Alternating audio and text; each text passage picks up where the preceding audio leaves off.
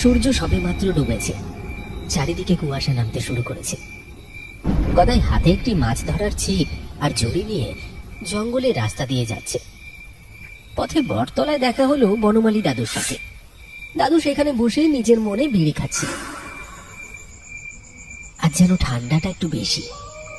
গ্রামের শেষ প্রান্তে কালীতলা জঙ্গল। এই জঙ্গল পার হলেই একটা বড় বিল আছে, যেখানে শীতের রাতে প্রচুর মাছ পড়ে। গদাই আজ সেখানেই যাওয়ার জন্য তোড়জোড় করছে। কিন্তু কালীতলা জঙ্গল নিয়ে গ্রামের মানুষের মনে এক গভীর আতঙ্ক আছে, বিশেষ করে অমাবস্যার সময়।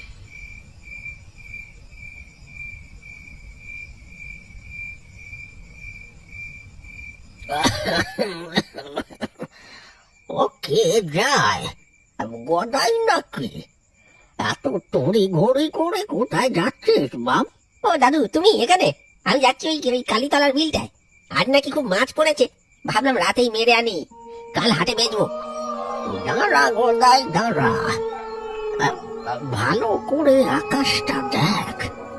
আজ অমাবস্যা, আর ওই কালীতলার জঙ্গল ওটা ভালো জায়গা নয়, বিশেষ করে এই সময়টা। আদার পথে যাস না বাবা, যাস না, মাছ কাল সকালেও ধরা যাবে। ও দাদু, তুমিও না ভূত প্রেত নিয়ে পড়ে আছো? আমি তো কতবার গিয়েছি রাতে, কই কিচ্ছু তো দেখিনি। আজ রাতে বড় মাছ না ধরলে কালকের হাটে আমার পকেট খালি থাকবে। তুমি বাড়ি যাও দাদু, ঠান্ডা লাগছে তোমার। শোন গদাই, বড়দের কথা কানে তোল। আজ রাতে ওই জঙ্গলে পুরনো আত্মারা আলো খোঁজে। কালীতলা বনের ভেতর দিয়ে যাওয়ার সময় যদি কোনো হারিকেন বা লণ্ঠনের আলো দেখতে পাস, খবরদার খবরদার ভুলেও সেদিকে যাস না। ওই আলো একবার চোখে পড়লে বা হাতে নিলে মানুষ আর চেনা পথে ফিরতে পারে না। আচ্ছা দাদু, মনে থাকবে, তুমি চিন্তা করো না, আমি আসছি। গদাই দাদুর কথাগুলোকে বাতাসের মতোই উড়িয়ে দিল। গদাই জঙ্গলের গভীরে প্রবেশ করেছে। চারপাশটা বড্ড নিস্তব্ধ। মাঝে মাঝে বাঁশঝাড়ের ক্যাচ ক্যাচ শব্দ শোনা যাচ্ছে। গদাই টর্চের আলোটা কেমন যেন কমে আসছে। ব্যাটারিটা বোধহয় শেষ। কুয়াশায় পথটা ঝাপসা। এমন সময় হঠাৎ তার পায়ে শক্ত কিছু একটা ধাতব জিনিসে ঠোক করে লাগলো। আরে এটা আবার কি? একটা হারিকেন? গদাই নিচু হয়ে দেখলো ঝোপের আড়ালে একটা পুরনো পিতলের হারিকেন পড়ে আছে। জিনিসটা ধুলোয় ভর্তি, কিন্তু অদ্ভুত ভাবে ঝকঝক করছে, যেন কেউ এইমাত্র ওটা পালিশ করে রেখে গেছে।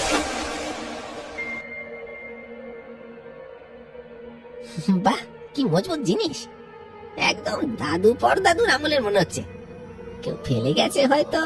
যাকে, টর্চের আলো তো কমছে, এটা জ্বালিয়ে দেখি কাজ হয় কিনা। বনমালী দাদুর নিষেধ গদাইয়ের মনে ছিল না। সে হারিকেনটা বাড়িয়ে দেখলো ভেতরে তেল আছে। সে পকেট থেকে দেশলাই বের করে কাঠি জ্বালিয়ে লণ্ঠনটা জ্বালালো। হারিকেনের আলোয় পথটা এখন খুব পরিষ্কার দেখা যাচ্ছে। গদাই মনের সুখে হাঁটছে।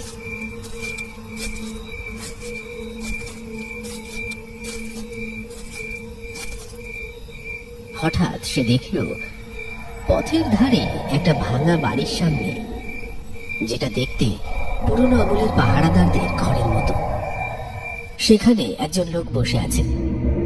লোকটা একটা কালো কম্বল মুড়ি দিয়ে বসে আছে, মুখ দেখা যাচ্ছে না।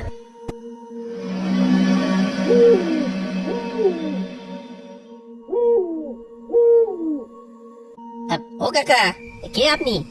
এত রাতে জঙ্গলের মধ্যে বসে কি করছেন? ঠান্ডায় জমে যাবেন তো, বাড়ি যাবেন না? আমার ডিউটি শেষ হয়নি রে কাকা, আমি আলো পাহারা দিই। তুই আমার আলোটা পেলি কোথায়? এই হ্যারিকেনটা, ওটা তো ওই ঝোপের ধারে পড়েছিল, আপনার নাকি? ইস, আমি তো না বলে নিয়ে এলাম। এই নিন, ধরুন। ধীরে ধীরে মাথা তুলল লোকটা। গদাই দেখলো লোকটার গায়ের চামড়া কেমন যেন ফ্যাকাশে, যেন রক্ত নেই। আর তার চোখের মনি নেই, পুরোটাই সাদা। ওটা যার হাতে জ্বলে সেই আমার সঙ্গী হয়। তুই আলো জ্বালিয়েছিস, এবার আমার সাথে আয়। আমি অনেক দিন ঘুমাইনি। গদাই লক্ষ্য করলো লোকটা যখন কথা বলছে তার মুখ থেকে সাদা ধোঁয়া বের হচ্ছে আর তার শরীর থেকে একটা পচা গন্ধ আসছে। গদাইয়ের বুকটা এবার ধক করে উঠল। সে বুঝতে পারল সে ভুল করেছে।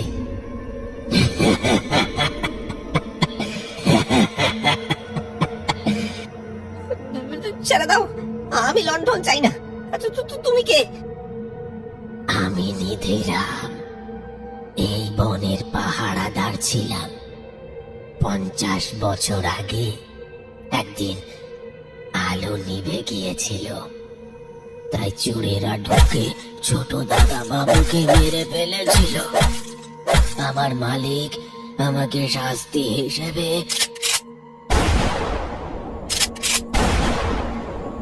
জীবন্ত কবর দিয়েছিল এই ভিটের নিচে।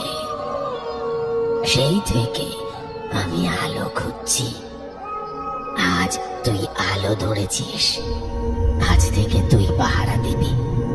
আমি আমি একটু মাটির নিচে গিয়ে ঘুমাবো। নিধিরামের চেহারা বদলে যেতে লাগলো।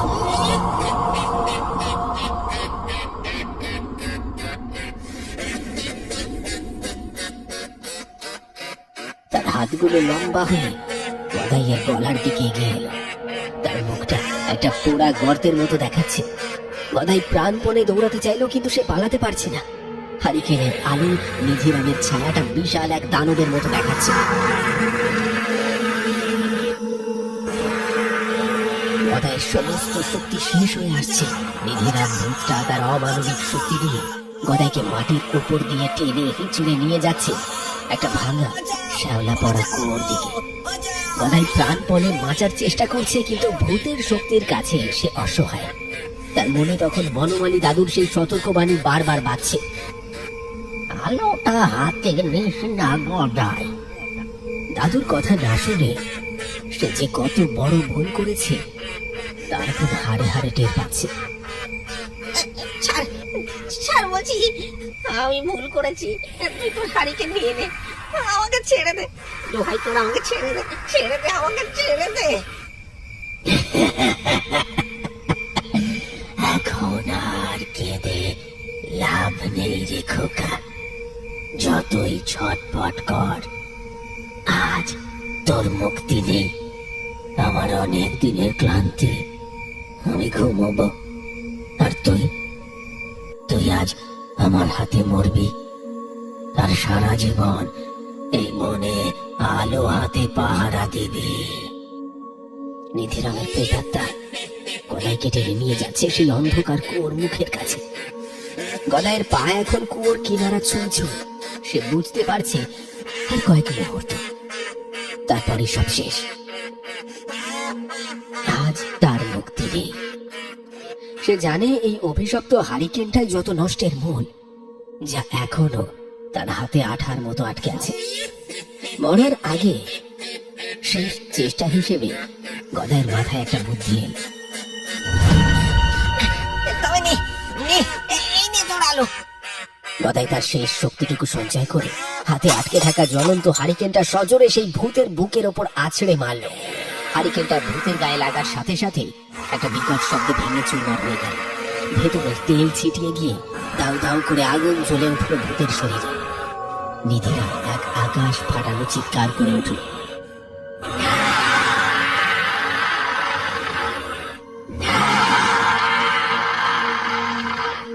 হারিকেন ভাঙার সাথে সাথে জঙ্গলের সেই মায়াবী আলো আর কুয়াশা জাদুর মতো কেটে গেল। গদাই দেখলো সে আর জঙ্গলের গভীরে নয়, বরং গ্রামের শ্মশান ঘাটে এক পুরনো পরিত্যক্ত কুয়োর পাড়ে দাঁড়িয়ে আছে। তার ঠিক 2 হাত দূরেই সেই কুয়োর অন্ধকার গহ্বর। ভূত নেই, আগুন নেই, শুধু ভাঙা হারিকেনের কাঁচগুলো চকচক করছে।